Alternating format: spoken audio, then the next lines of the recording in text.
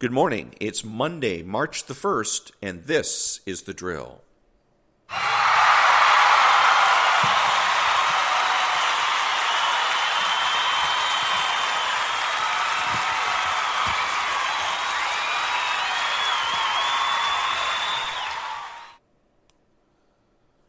Thank you from the book on spiritual warfare. And this month, by the way, is dedicated to learning to battle with authority. I will teach your hands to war.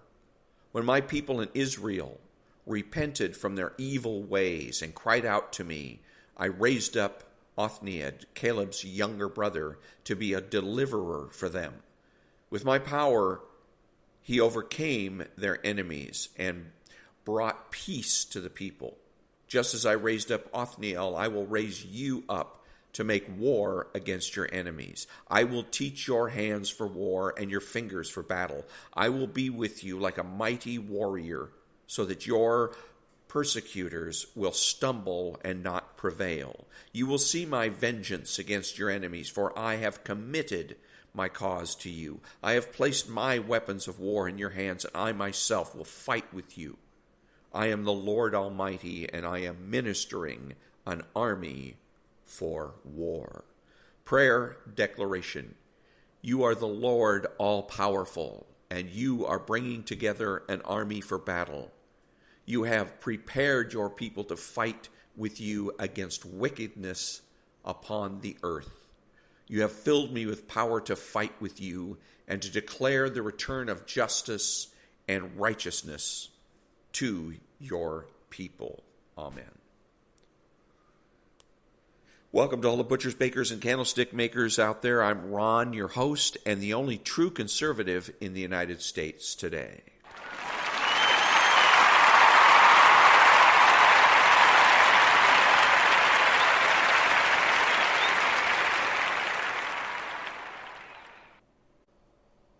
And the immigrants, thinking about immigrants and immigration, and so one of the problems that we've got with immigrants and immigration is that a lot of the immigrants we have that come into this country are lazy. And I don't mean lazy in that they don't work. They do, and they work very hard. What I mean by lazy is that they are unambitious.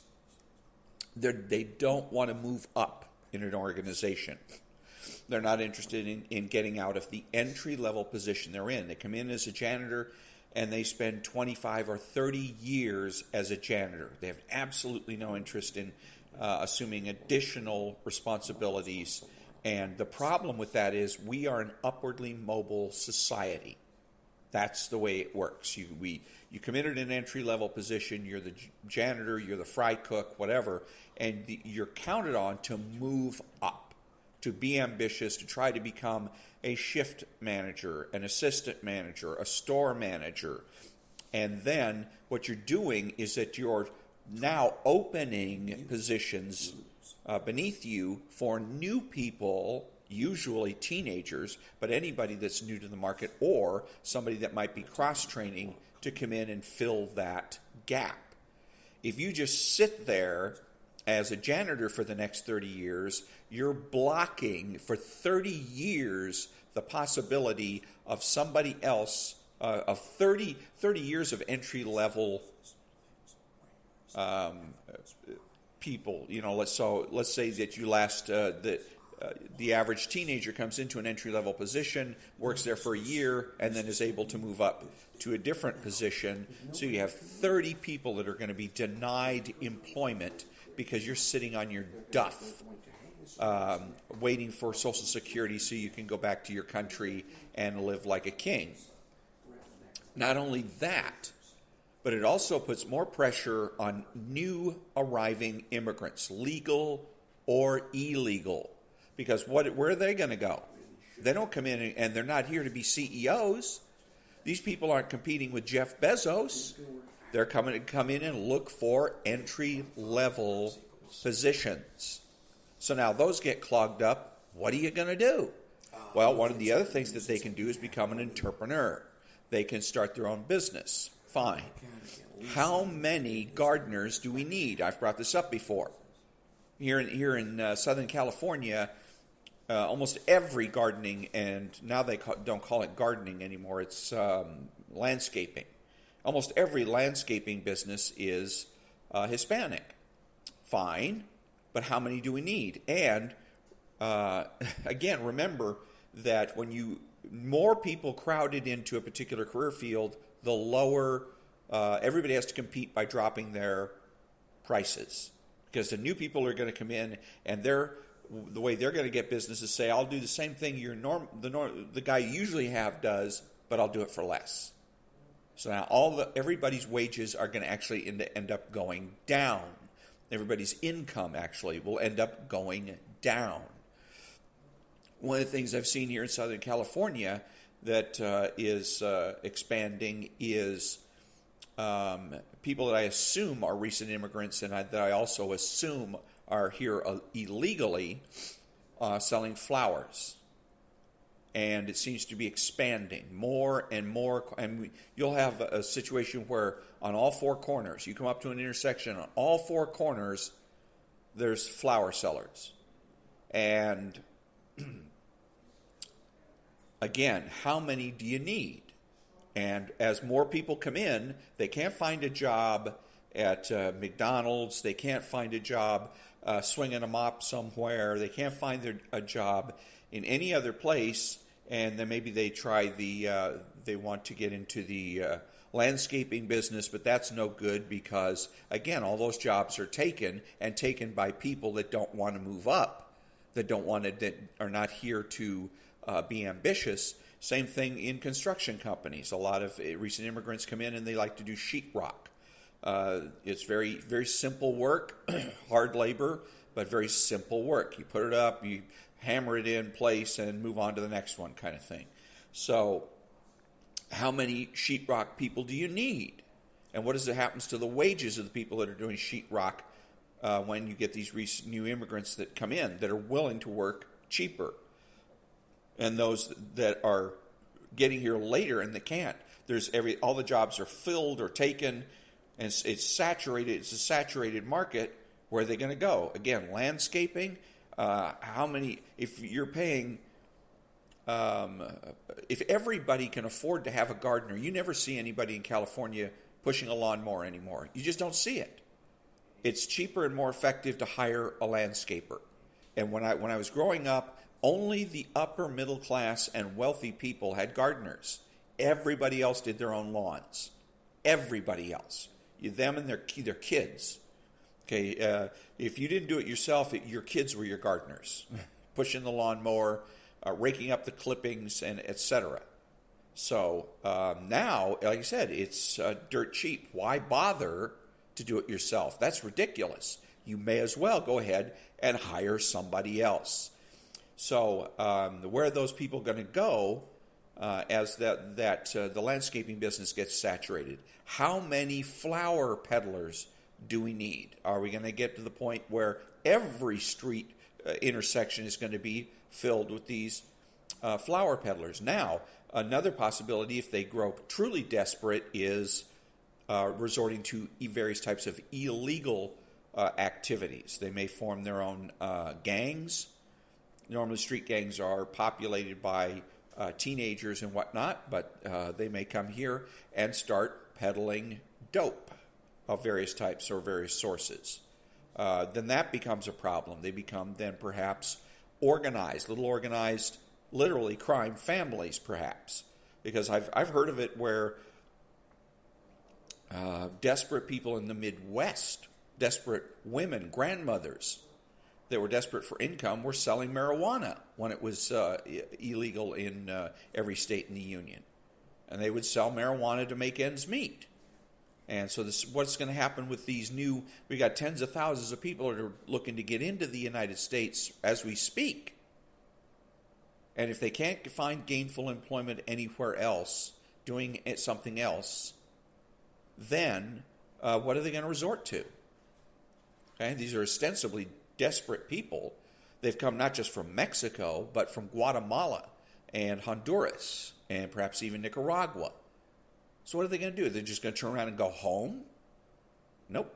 If they're given the opportunity, they're going to make money hustling dope of some sort. Might be marijuana, might be stuff that's stronger. And again, maybe that's the reason that the state of California is now got a ballot measure to decriminalize psilocybin, cocaine, and heroin. You know, it's insane, but I think it's done for that reason, that they're anticipating the fact that these individuals that come into this country will have nowhere else to turn for financial gain except the drug business. And then they don't want to have to be in a position to, because they look at them deterministically as victims, that they're forced to come to the United States, they're forced to try to get whatever they can, and if the labor market is really tight, then they're going to be forced to deal drugs. Of course, all of that is crap because we all have free will. They're not forced to do anything. But in anticipation, in their warped, unrealistic view of life, if people are forced to do drugs, it would be unfair to then turn around and put them in prison for it. So that may very well be a reason for the left in the state of California to go ahead and decriminalize hard drugs. So, and look for that to be the case in many other states. Also, you got to realize too is that the cartels are sophisticated and getting more and more sophisticated. I've seen pictures, and I guess it's still rumor then because it comes from various rumor-mongering agencies, but of individuals standing around in military uniforms with military-style vehicles and carrying some rather heavy-looking weaponry, and they're supposedly members.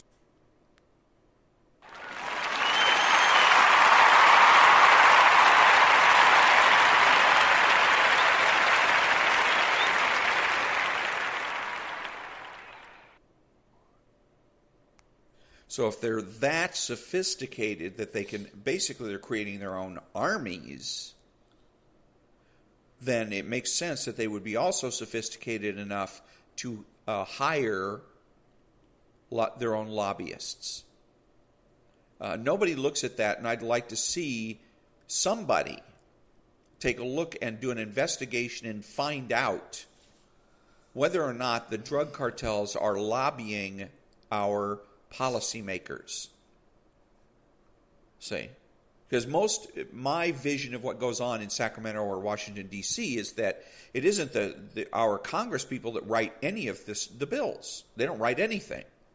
That lobbyists do all that. Lobbyists write the bill and then go to a representative and ask them to sponsor the legislation.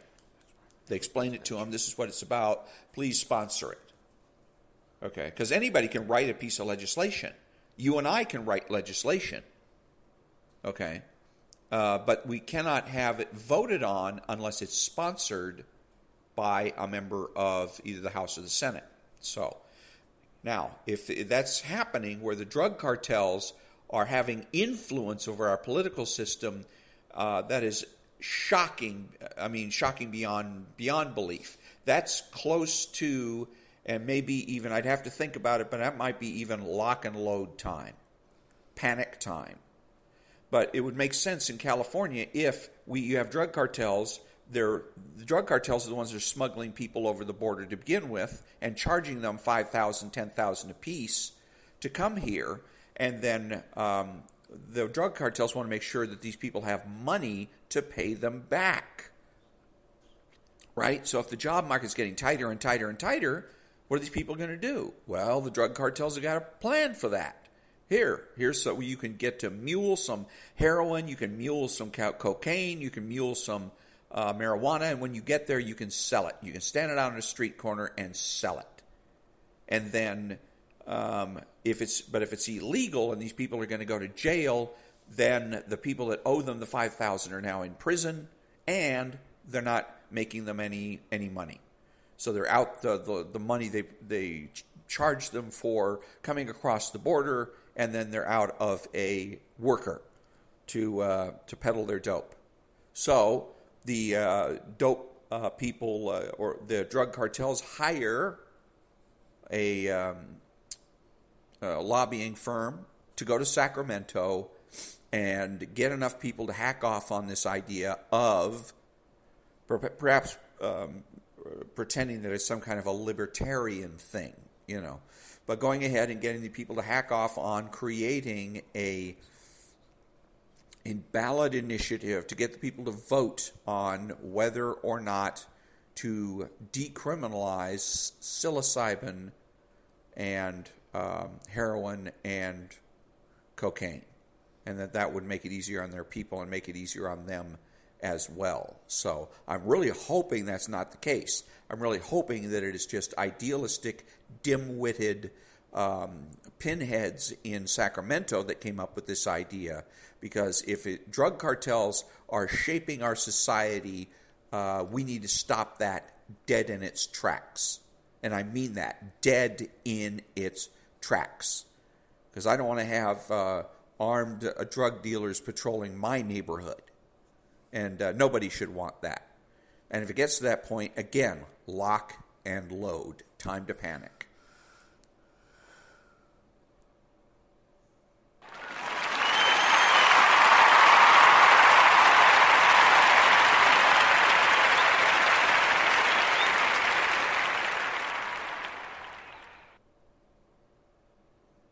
So, let's see. I was thinking about Hugh Hewitt, and anti-Trumpers, and whatnot. And I was thinking about it all started, I was listening to Joe Pags. Joe Pags is asking his audience, what should former President Trump talk about when he addresses CPAC? And at first I thought, well, that's kind of a silly question. And then I realized, no, not so silly after all. What he has to talk about sooner or later, and CPAC's as good a place as any, is the evidence. President Donald Trump helped set in motion events that are going to potentially tarnish him and his presidency for the rest of his life. And he has to take care of this. He has to get it right. He has to get this right. He came through his lawyers. He said, we have evidence that shows that this election was stolen. He minced no words about it. He said, might have been, could have been. He didn't qualify it. He wasn't ambiguous. He said flat out, stolen, through his attorneys. Tons of evidence. We're going to take this country back, and on and on and on. To this day, the evidence has not been produced. The excuse at the time from the president was, if we release this to the media now, they're simply going to sabotage it. So the president says we will give our evidence in court. Okay, well, where is it? You made your filings. Now what? Oh, the courts refused to hear it. Okay, so what? Now produce the evidence that you said you had to your supporters. Okay, not even necessarily all the American people, at least to your supporters, the people that are out suffering the slings and arrows on your behalf. Okay, let us know that we're doing this for a reason. We're not just spinning our wheels out here. Okay, and so CPAC be a great time for him to come out and say, this is the evidence right here. Here, I've got this document. I have testimony over here. And when I'm saying evidence, there has to be a perpetrator or perpetrators. And I've talked about this before. There just has to be a perpetrator or perpetrators on this. That means there has to be an individual that is responsible, the ringleader, because this is going to be some type of a conspiracy. This can't be pulled off by one person. It has to be an organization. We know that for sure. So he's going to have to be able to name names. Nancy Pelosi told this guy, or Ducky Lucky told Turkey Lurkey, etc., that kind of thing. And we can trace it, bing, bang, boom, to the actual people that actually pulled the levers and actually subverted the election, the people that massaged the votes, who was it that actually sat down and printed out 80,000, 100,000, 200,000 extra votes for Joe? Who did it? Who did that? Without names, you have nothing. There is no evidence. It's just speculation, rank speculation. But he has to put it to bed. The sooner the better. If he just lets this slide, he's not getting my vote in 2024. This is critical to get my vote. And I would hope critical to get everybody's vote. That if the former president of the United States, as trustworthy as he was, fails to make good on his promise to deliver evidence and proof that the election was stolen, he is no longer worthy of being considered for a nomination to run for president of the United States. I will not vote for him. I will not support him. So he has to do that. Yeah, and like I said, I'm a Trump supporter. I voted for him in 2016, best vote I ever cast. I love former President Trump, best president ever, and I loved Ronald Reagan. And I put President Trump in front of Ronald Reagan. Ronald Reagan's a close second, but Trump's number one. But the situation the way it is right now is it's in limbo. He promised us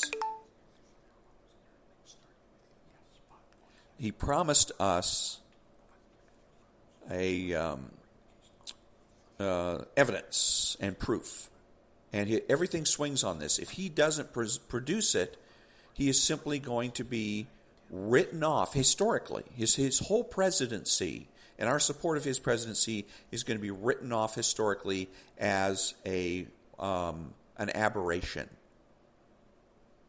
That's the way he's going to be looked at. He's just, that all he was some kind of a conspiracy theorist kook who accidentally got elected.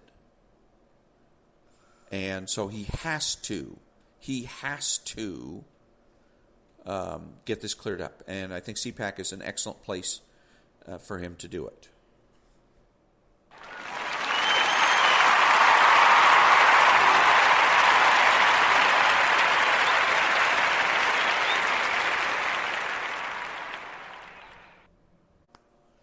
That brings me to the conclusion of another episode of The Drill. And until next time, be honest, be smart, and be beautiful. I'm Ron, and that's The Drill.